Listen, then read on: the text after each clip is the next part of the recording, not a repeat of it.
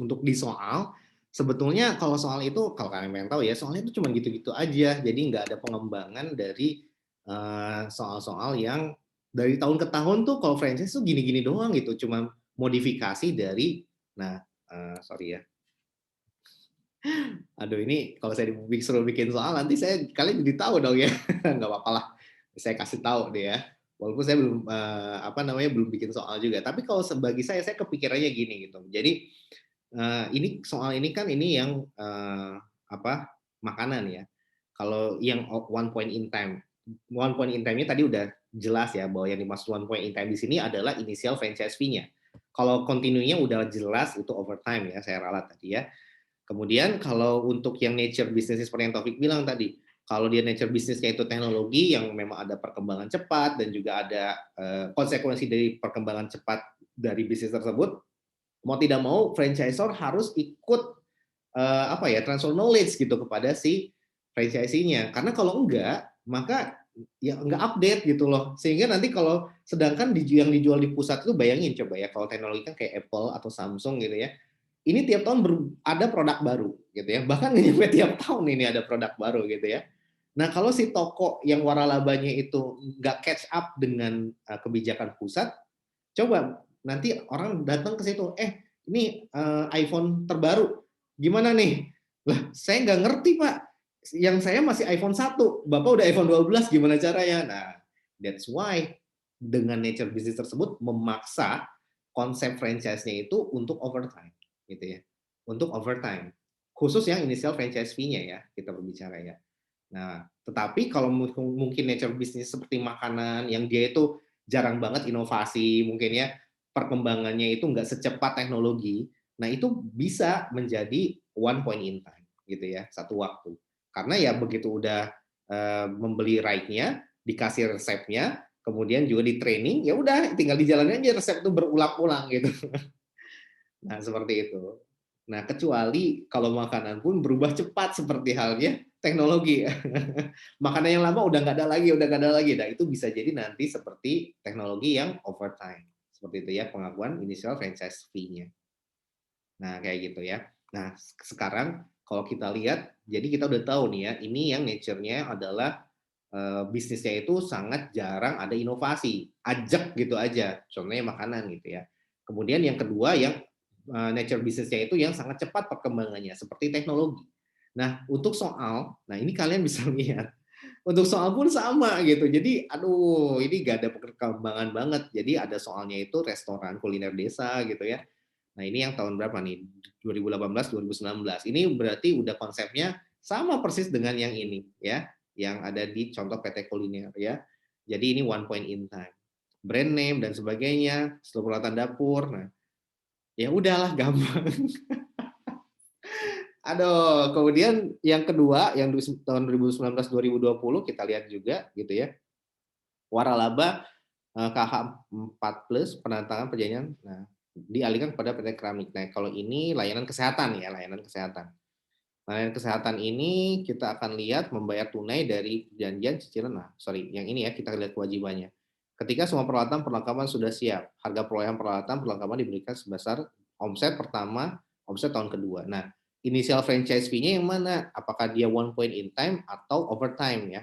Biasanya ada clue-nya. Kalau dosen stan itu clue-nya itu, ini saya belum pernah diamanahi untuk membuat soal franchise, jadi saya ya, jadi saya apa ya, tidak cawe-cawe ke soal franchise ya. Nah, biasanya ciri khasnya kalau dia yang overtime itu adalah apa? Adalah adanya kata-kata hak akses. Nah, makanya tadi ini saya garis bawahi ya, saya gedein nih. Mana ya? Nah, ini ada hak akses. Nah, ini saya kapitalkan gitu ya, huruf kapital. Karena ciri-cirinya bahwa nanti franchise-nya itu overtime adalah hak akses ini. Ya, ada kata-kata itu berarti biasanya itu overtime gitu. Atau akses terhadap hak dibalik lah ya. Pokoknya ada dua keyword, satu hak, dua akses. Bisa hak akses atau akses terhadap hak.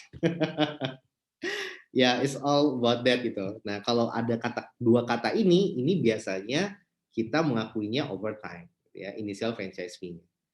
Nah, kalau kayak gini lihat nih, waralaba menggunakan K4 sejak tanggal seluruh kendali telah dialihkan. Nah, kalau seluruh kendali telah dialihkan, berarti ini one point in time ya, one point in time.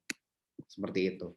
Pada ketika pembukaan gerai. Nah, sama tuh kan, ini one point in time juga. Kemudian yang 2018-2019 juga sama gitu ya. Nah, ini mah udah persis seperti contoh ya. Jadi waralaba perusahaan restoran ya. Oke. Baik, jadi saya jelasin dulu. Nanti kalian mengerjakan soal ini ya. Silakan dikerjakan. Kemudian nanti dalam waktu berapa? 15 menit lah ya, cukup ya. Kemudian nanti kita coba bahas satu dulu ya, Oke, nah pada dasarnya untuk yang ini soal 2018-2019 latihan berapa ya? Latihan 18, kalau di RPS itu kita harus mengerjakan latihan 18-15 ya. Ya udah deh, kita kerjain dua kelompok, dua ini aja ya, dua latihan aja ya. Jadi yang kelompok 1 sampai 3 mengerjakan latihan 18, 15 ya. Yang kelompok 4, 5 sampai 6 mengerjakan yang latihan soal B ini, 18, 13 ya. 18, 13 soal B. Oke. Nah, walaupun 18, 13 itu jadi PR, tapi alah, nggak usah lah ya. Nggak usah banyak PR lah ya. Oke, nah saya jelasin dulu cara ngerjainnya ya. Jadi kita analisis dulu apakah ini initial franchise fee-nya one point in time atau overtime ya. Nah, seperti itu. Kalau saya kepikirannya itu jadi menggabungkan gitu, menggabungkan kita samarkan di overtime padahal sejatinya adalah one point in time. Tapi kayaknya saya nggak akan bikin soal franchise sih. Jadi ya kalian bisa aman lah ya. Saya udah di blacklist nggak boleh bikin soal. Oke, nah sekarang kita analisis dulu. Di mana letak one point in time? Keywordnya itu apa? Kita akan coba lihat ya. Di sini PT 1 Mei, BSM menandatangani perjanjian franchise dengan Tuan Faisal, di mana PT BSN memberikan hak kepada Tuan Faisal untuk mengoperasikan restoran, ya, mengoperasikan restoran di daerah Pondok Aren dengan menggunakan nama merek selama 10 tahun. Kalian perhatikan ya, ini tahun 2018-2019, latihan 18-13. Persis sama kata-katanya itu dengan yang ini, ya, persis sama mana ya. Nah, memberikan hak untuk mengoperasikan. Nah, makanya saya bold, ya. Lihat ya, ini hak untuk mengoperasikan ya. Kemudian di soal ini hak untuk mengoperasikan juga. Nggak kreatif kan? Oke ya, jadi seperti itu. Ya, jadi ya udahlah, franchise soalnya cuma gini doang, nggak susah ya. Jadi pada dasarnya apa? Ini selama masa kontrak kita cari keywordnya ya. Mempromosikan brand name, biasanya mengadakan training gitu ya. Kemudian dengan sampai dengan restoran siap dibuka, totalnya trainingnya adalah 50 juta ya. Bagian seluruh peralatan dapur harus dibeli dengan harga 150 juta. Nah, oke ya. Nah, berarti apa? Ini performance obligations yang dia lebih dari satu PO, ada 3 PO ya, 3 PO. Ya, yang pertama adalah apa? Rights-nya, ya, haknya, dan sejenis-sejenisnya ya. Jadi termasuk juga promosi dan sebagainya itu jadi satu di performance obligation yang saya namakan dengan right. Yang kedua itu ini ya, training ya, training. Kemudian yang ketiga barulah si peralatan, equipment. Ya, seperti itu. Nah, kemudian apa? Kemudian ya udah ini performance obligation-nya dan dia diakuinya adalah one point in time ya. Ya udah nanti tinggal pakai incremental method aja 50 50 sisanya paling ke si right gitu ya. Nah, pada saat penandatangan kontrak membayar pembayaran awal dari Tuan Faisal sebesar 100 juta. Sisanya dengan notes. Itu kan sama. Jadi nggak ada bedanya dengan yang tadi ya. Ya udah deh, itu aja. Kalian udah pasti bisa lah insya Allah. Royalty ini adalah continuing ya dan dia overtime juga ya, dia overtime. Ini overtime, tapi kalau untuk yang initial franchise fee-nya dia one point in time ya. Seperti itu. Oke, itu untuk yang 18-13 yang akan dikerjakan oleh kelompok 4 sampai 6. Kalau untuk yang 18-15 ya, ini yang tahun kemarin. Ini juga sama. Kalau tadi keywordnya adalah apa? Keywordnya di sini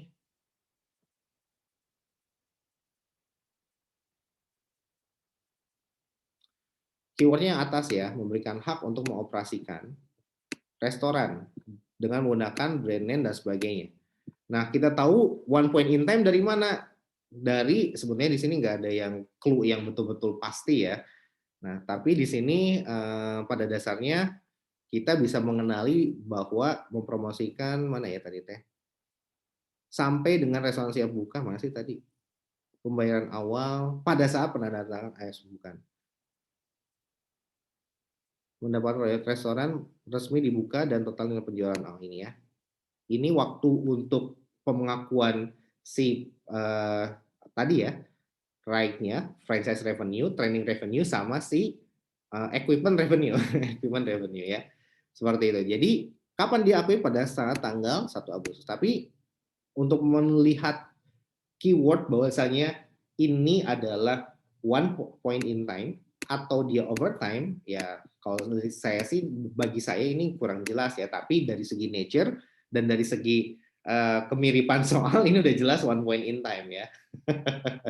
Tapi di sini hanya ada satu kata, hak kepada tuan Faisal untuk mengoperasikan ya.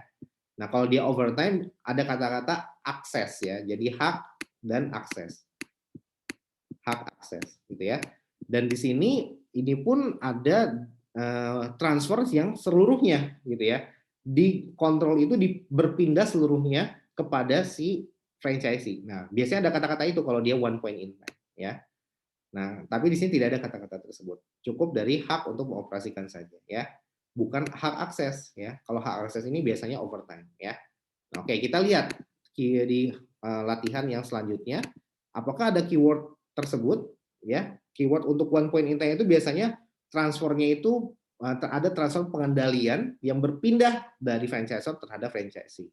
Nah, kalau di tahun sebelumnya ini lebih jelas kata-kata keywordnya ya. Nah, kendali waralaba telah dialihkan. Nah, ini salah satu contoh nyata bahwasanya dia adalah one point in time. Gitu ya. One point in time. Bukan overtime. Kalau overtime biasanya akses terhadap hak dan sebagainya. Nah, dari sini kalian nanti silakan mengidentifikasi ada berapa performance obligations ya. Kemudian kapan diakui udah jelas one point in time. Gitu ya. Oke, silahkan dikerjakan. Oke. Ya, mohon izin Bapak dan teman-teman. Sebenarnya kita belum selesai Pak yang akhir tahunnya. Gak apa-apa, di sini juga bisa diselesaikan kok, gampang. Iya. Baik. Kita mengerjakan soal 18-13, soal B, yang mengenai PT Buka Selera Nusantara. PT Selera Buka Nusantara ini seperti yang dijelaskan oleh Bapak tadi, one point time, bahwa di situ transaksi penandatanganan perjanjian itu terjadi pada tanggal 1 Mei tahun 2019.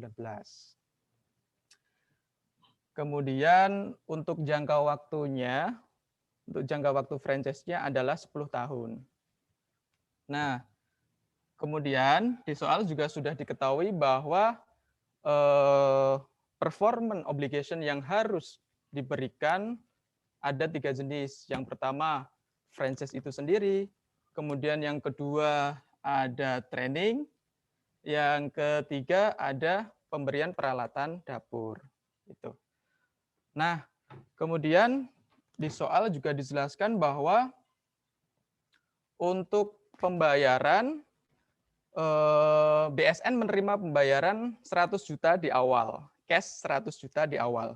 Sedangkan sisanya sebanyak 300 juta dilakukan pembayaran melalui notes payable atau notes receivable bagi BSN.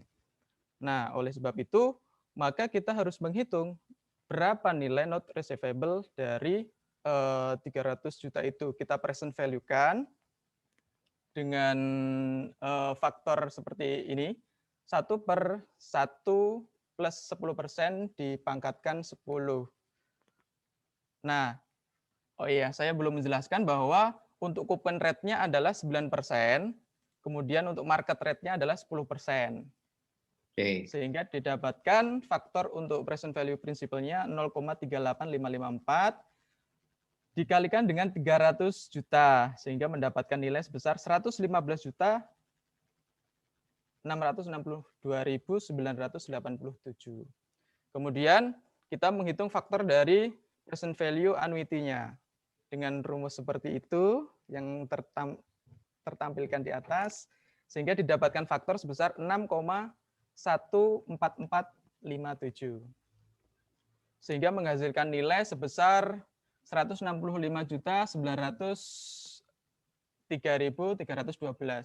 Didapat dari mana? Didapatkan dari 300 juta dikalikan coupon rate-nya 9%, kemudian dikalikan ke faktornya.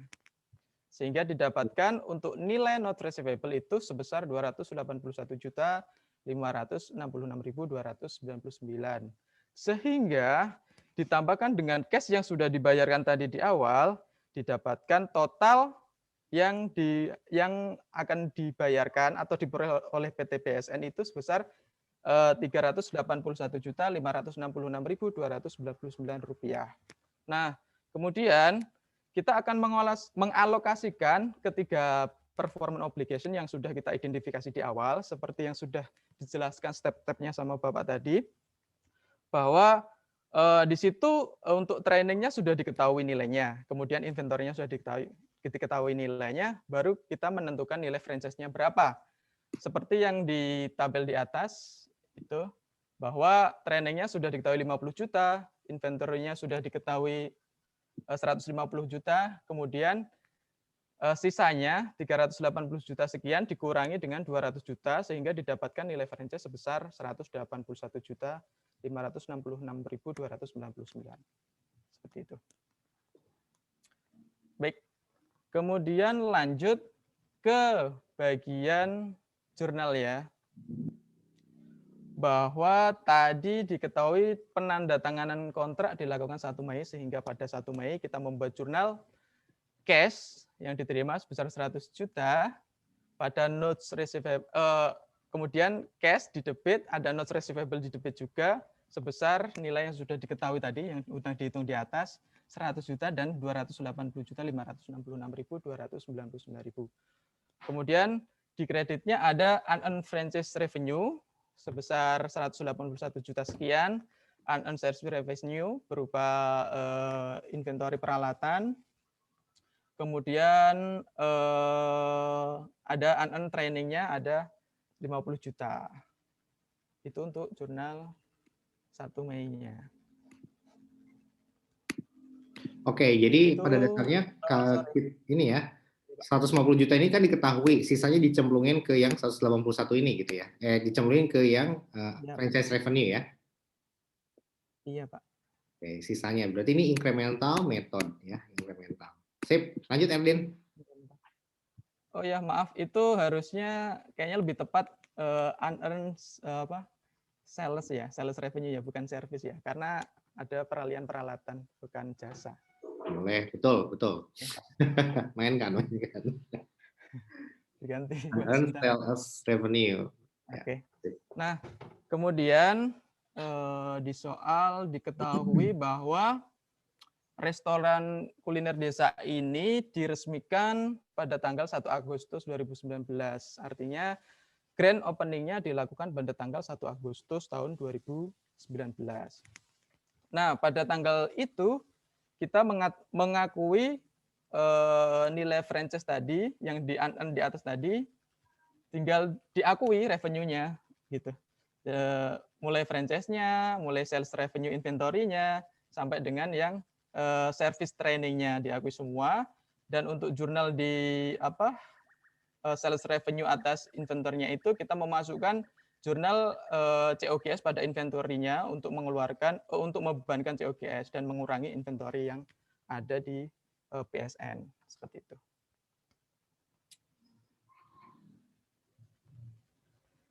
Oke, next. Nah, ini tadi yang belum selesai. Ini dilewat aja receivables-nya, langsung aja ke yang franchise revenue yang dari royalty. Baik, langsung hitung royalty-nya, Mbak Sin. Royalty-nya T berapa tadi ya? Tadi royalty-nya sebesar 5%. Kali 800 ya? Kali 800 juta.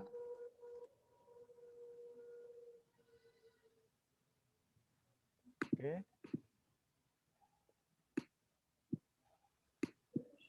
Ini adalah royalti ya.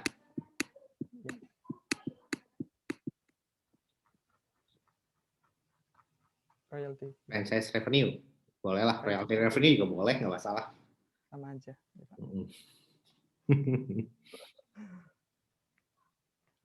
Oke. Baik. Sampai di sini saja. Oke. Pesan dari kelompok kami. Terima kasih banyak. Thank you Erdin, keren banget ya presentasinya ya. Tepuk tangan dulu buat Erdin. Waduh, ini emang orang BC beda ya.